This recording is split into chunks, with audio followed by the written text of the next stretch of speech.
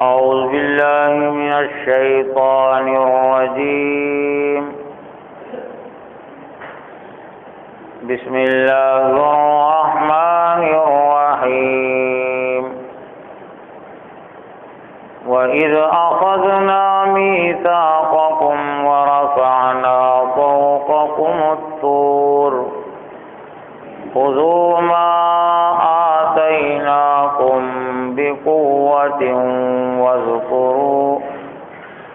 واذكروا ما فيه لعلكم تتقون ثم توليتم من بعد ذلك فلولا فضل الله عليكم ورحمته لكنتم من الخاسرين صدق اللہ العظیم۔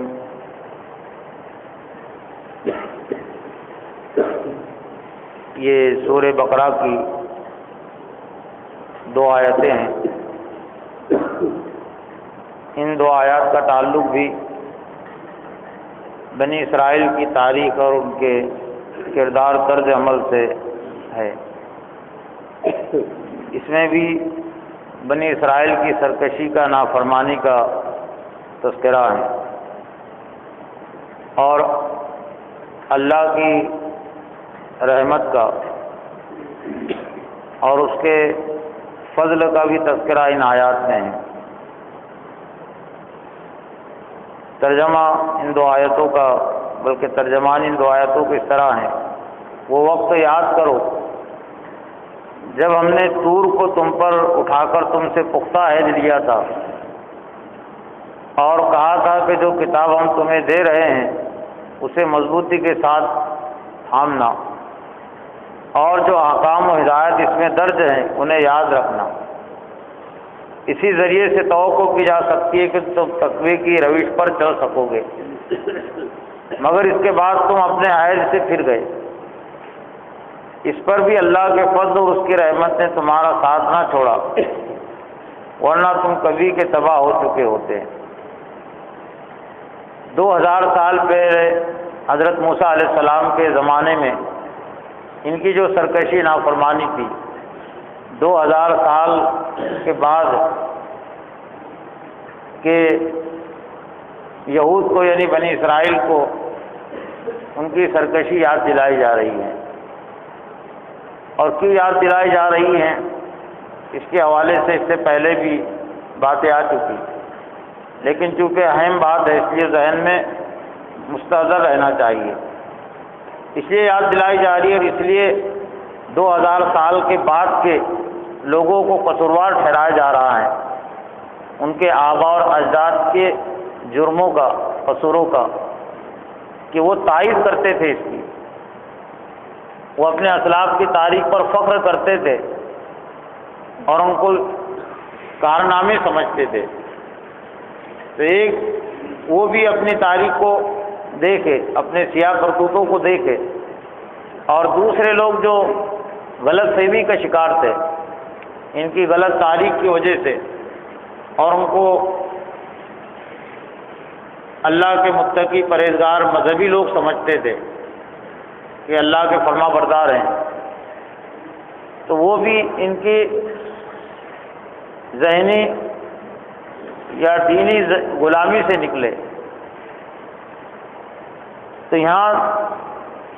بنی اسرائیل کے حوالے سے جو ان کی نافرمانی کا تذکرہ کیا گیا، سیاق و سباق سے یہ بات واضح ہوتی ہے کہ اس کا تعلق بھی حضرت موسیٰ علیہ السلام ہی کے دور سے ہے، اس لیے کہ طور کا تذکرہ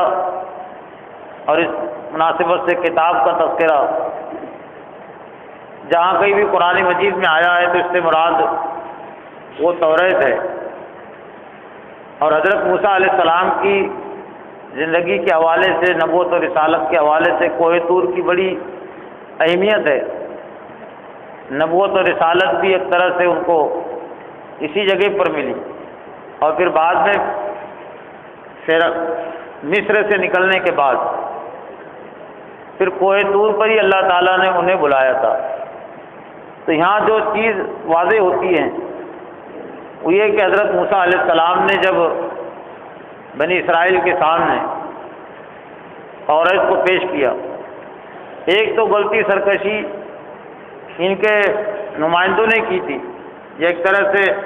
حضرت موسیٰ علیہ السلام جن کے ذریعے سے نظام کو قائم کرنے کا کام لینا چاہتے تھے، یا اپنی ایک طرح سے انہوں نے مجلس شورا جو قائم کی تھی 70-72 افراد پر مشتمل، ان کی سرکشی کا تذکرہ اس سے پہلے ہو چکا۔ یہ خصوصیت کے ساتھ موسیٰ علیہ السلام ان کو اس جگہ پر لے گئے تھے جہاں پر ان کو تورات دی گئی تھی، تاکہ ان کو سمجھائے، ان کی ذہن سازی کرے اور ان پر جو ذمہ داریاں عائد ہونے والی ہیں وہ ذمہ داریوں کو سمجھے اور موسیٰ علیہ السلام کا ساتھ دے۔ اس لیے کہ ایک شخص چاہے کتنا ہی بڑا ہو، وہ پورے نظم اور ضبط کو نہیں چلا سکتا جب تک کہ اس کے ساتھ دینے والے،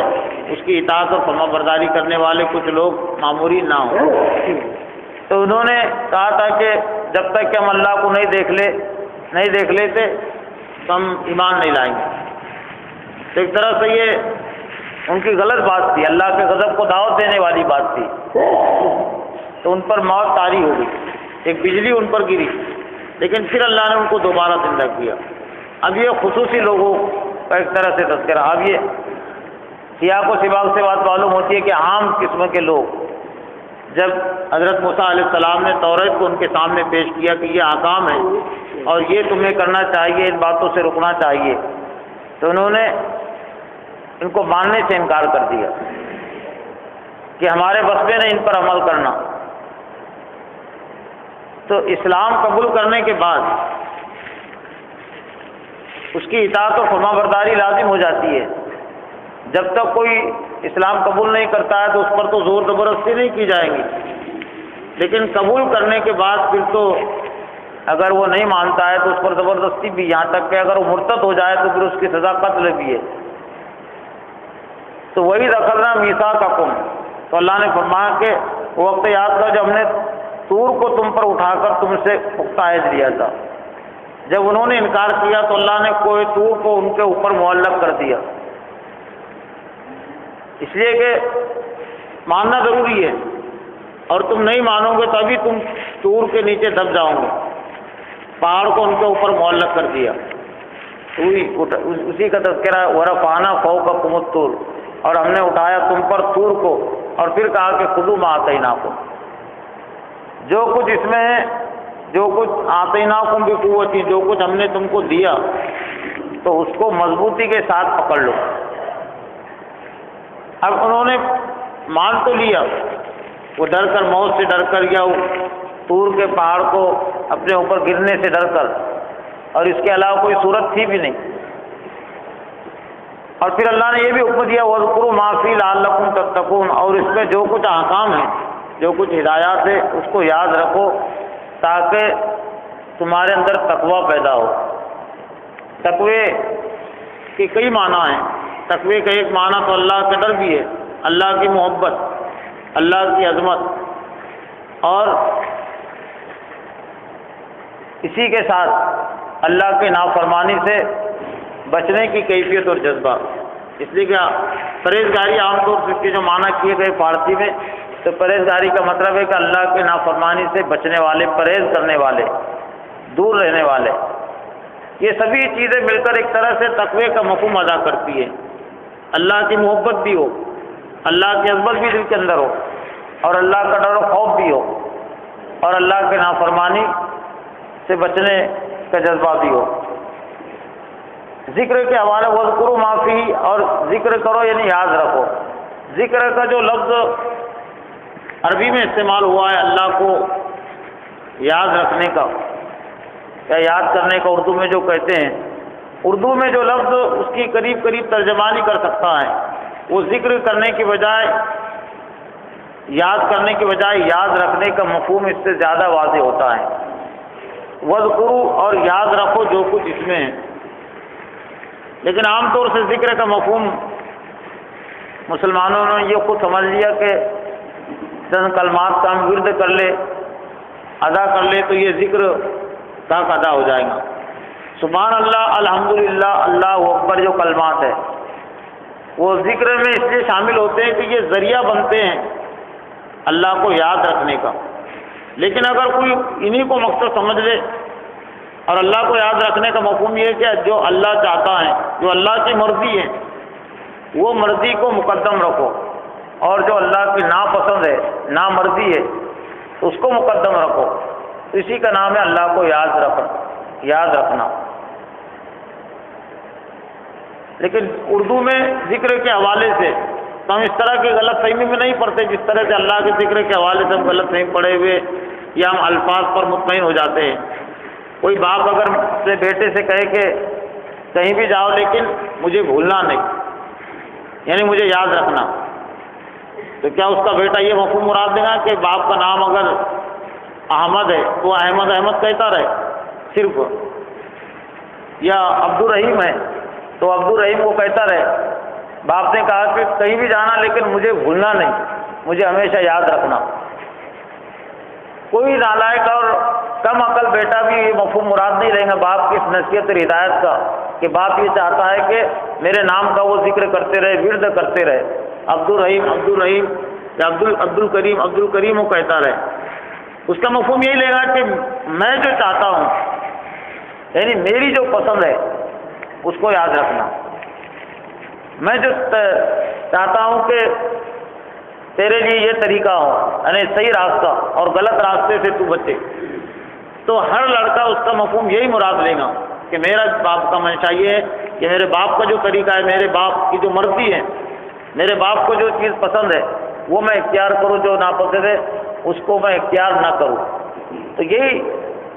بلکہ اس سے بھی اعلیٰ مفہوم ہے اس میں جو اللہ نے فرمایا کہ جہاں کہیں بھی رہو مجھے یاد رکھو۔ مجھے یاد رکھو مطلب یہ کہ میرے احکام کو پورا کرو، میری پسند کو سامنے رکھو، اور میں جس سے میں ناخوش ہوتا ہوں اس سے بچنے کی کوشش کرو۔ لیکن یہاں تو کم عقل لڑکا بھی یہ غلط فہمی نہیں پڑ سکتا، لیکن یہ دین اور ایمان کے حوالے سے بڑے بڑے جو اپنے آپ کو ذہین کہتے ہیں، عقل مند کہتے ہیں، دین کے سمجھنے والے کہتے ہیں، تو یہ بس اس پر مطمئن ہو گئے کہ سبحان اللہ، الحمدللہ، اللہ اکبر، اللہ اللہ اللہ ہم نے کہہ لیا تو اللہ کا ہم نے ذکر کا ادا کر دیا۔ تو یہ شیطان کا دھوکہ ہے، نفسوں کا دھوکہ ہے۔ وَاذْكُرُوا مَا فِيهِ لَعَلَّكُمْ تَتَّقُونَ، اور یاد رکھو جو کچھ اس میں ہے، اور یہی مفہوم ہے قرآن مجید میں جو کہا کہ فَاذْكُرُونِي أَذْكُرْكُمْ وَاشْكُرُوا لِي وَلَا تَكْفُرُونَ، تم مجھے یاد رکھو میں تمہیں اب تم مجھے یاد کرو، تو یہاں سے گنجائش نکال لیتے لوگ، ہم نے یاد تو کر لیا اللہ اللہ، جبکہ اللہ فرمایا کہ اذکرکم، تب وہی ذکر کا لفظ اللہ نے اپنی طرف بھی منسوخ کیا کہ میں تمہارا ذکر کروں گا۔ تو اس کا کیا مفہوم یہ ہے کہ اللہ یہ تمام انسانوں کے جو نام لیتا رہے گا اللہ، جبکہ اللہ نے فرمایا کہ اذکرکم، میں تمہارا ذکر کروں گا۔ مفہوم یہ ہے کہ میں تمہاری ضروریات کو پورا کروں گا، تم جو چاہتے ہو دنیا کی کامیابی اور آخرت کی کامیابی، تو میں وہ تمہیں دوں گا، یعنی میں تمہارا خیال رکھوں گا، تمہاری مرضی میں پورا کروں گا اگر تم میری مرضی کو پورا کرو۔ تو فَاذْكُرُونِي أَذْكُرْكُمْ، بس مجھے یاد رکھو میں تمہیں یاد رکھوں گا، یہ مفہوم ہے، تمہاری مدد و نصرت کروں گا۔ ثُمَّ تَوَلَّيْتُم مِّن بَعْدِ ذَلِكَ، لیکن ہم تو یہ سمجھتے کہ اللہ کے متعلق تو ہم یقیناً یہی سمجھتے ہیں کہ صرف اللہ نے ہمارا نام نہیں لینا، بلکہ نام نہ لے تو چلے گا لیکن ہمارے کام کرنا، ہماری مرضی کو پورا کرنا۔ لیکن اللہ کے متعلق ہم سمجھ لیں کہ بس اللہ کا نام ہم نے لیا بس کافی ہے، چاہے مرضی پر چلے یا نہ چلے، یعنی مطلب پرستی جسے کہتے ہیں، یعنی ابن الوقتی، مفاد پرستی، کہ اپنے مطلب کی بات کہنا، اپنے مطلب کی بات سمجھنا، اور وہی الفاظ کے حوالے سے جو دوسری بات ہے اس کا دوسرا مفہوم مراد لے لینا۔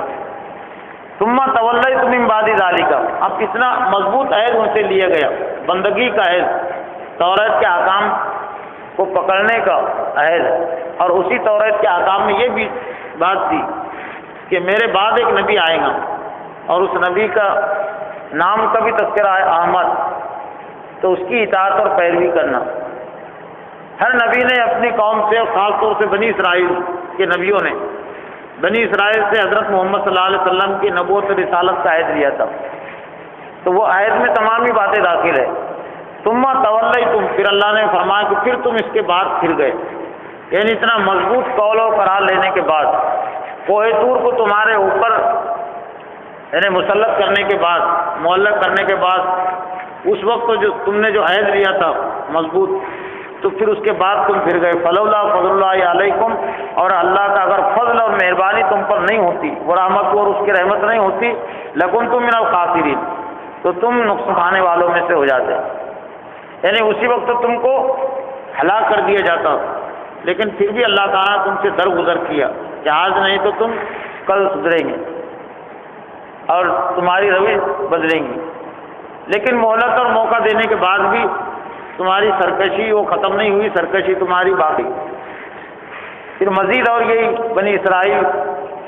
کے جرموں کی ایک طرح سے فہرست ہیں جو اور کئی رکوعات تک وہ چلے گی۔